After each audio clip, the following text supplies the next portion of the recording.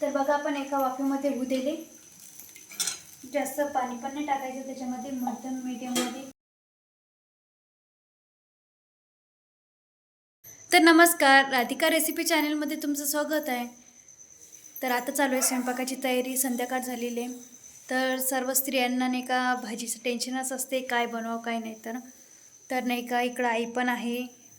नमस्कार आई. नमस्कार. तर आईचा पण नमस्कार घेतलेला आहे. आणि डुग्गू पण आहे आमचं इकडं, स्वराज. आम्ही त्याचं नाव स्वराज ठेवलेलं आहे.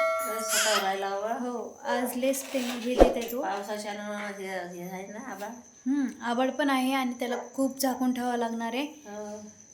तर असं चाललंय.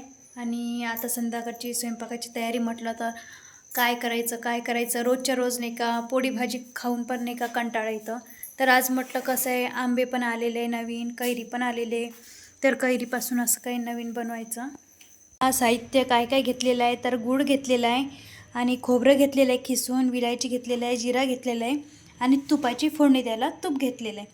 आणि इकडं कसं लक्षच नव्हतं राहिलं, इकडं गूळ आहे आणि खोबरं खिसून घेतलेलं आहे, जिरं घेतलेलं आहे आणि विलायची घेतलेलं आहे आणि इकडं तूप घेतलेलं आहे. तर तूप कशाला, तर फोडणी द्यायला.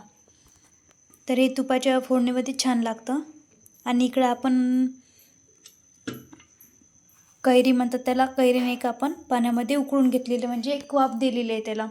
आणि इकडं काय तर तुम्ही म्हणसान राधिका तू तर सर्व तयार करून ठेवलेलं आहे. तर नाही का हे काय केलं तर आम्ही गहू आहे, गव्हाचं पिठापासून कणकीपासून आपण नाही का बनवायचे धिरडे.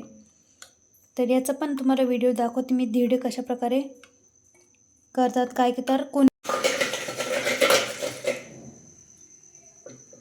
तर आपण साहित्य घेतलेलं आहे, तुम्हाला दाखवलंच. आपण गूळ घेतलेलं आहे, खोबरं घेतलेलं आहे आणि जिरा घेतलेलं आहे, विलायची आणि फोडणीसाठी तूप घेतलेलं आहे. आणि पूर्ण नाही का आपण याच्यामध्ये काढून घेतलेलं आहे कोळ वगैरे.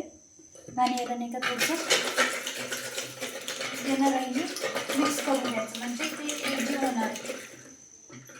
तर इथे झालेलं आहे. आणि कोणी मिक्सरमधून पण काढू शकता याला, मिक्सरमधून. आणि याच्यामध्ये कोणी मैदा पण वापरतं आणि कणिक पण वापरतं, पण आपण तसं काही वापरणार नाही आहे, साधं सिंपलमध्ये करणार आहे. तर इकडे आपण एका ठेवलेले आहे कढई. तर फोडणीसाठी आपण तूप टाकूया.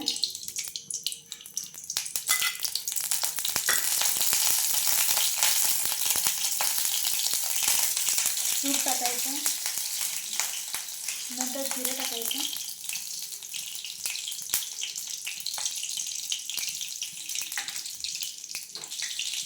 आणि नंतर टाकायचं आमरस.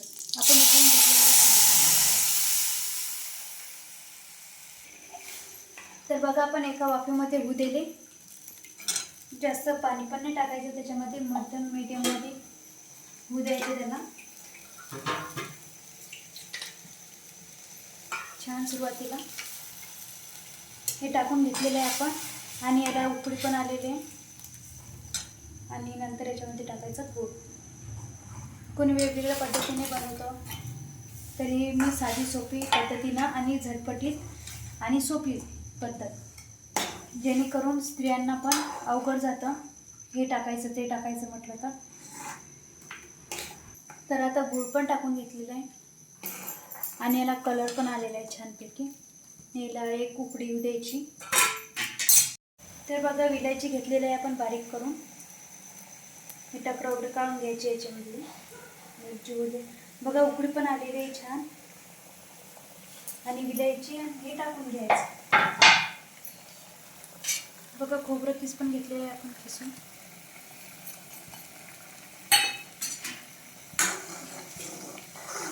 याला 2 मिनिट होऊ द्यायचं.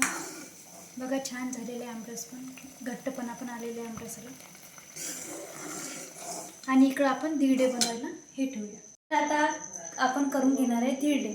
तर धिरडे कशाचे, तर आपण घेतलेलं आहे गव्हाचं पिठापासून धिरडे कसे बनवायचे. याच्यामध्ये जिरं टाकलेलं आहे, मीठ टाकलेलं आहे. तर आपण नाही का तेल घेतलेलं आहे आणि आपण वांगं घेतलेलं आहे. कोणी नाही का वेगवेगळ्या प्रकारे घेऊ शकतो, कांदा घेऊ शकतो.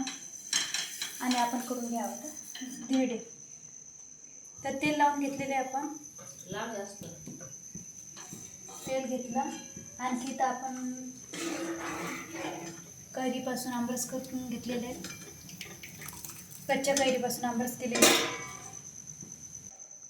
तर आता करून घ्यायचे धिरडे.